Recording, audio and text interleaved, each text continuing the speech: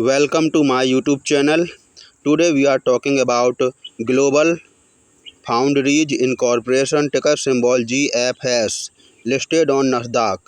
Global Foundries is a semiconductor manufacturing company that produces chips used in smartphones, automotive technology, AI systems, and communication devices.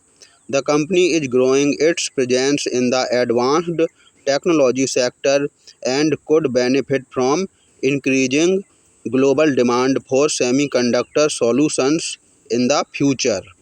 Looking at the chart, GFS recently showed strong upward momentum with high buying activity and positive trend moment.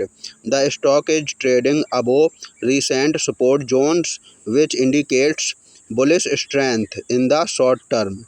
If momentum continues, traders may keep watching for the next resistance levels and trend confirmation. Disclaimer: this video is only for educational and informational purposes. Please do your own research before making any decision related to the stock market.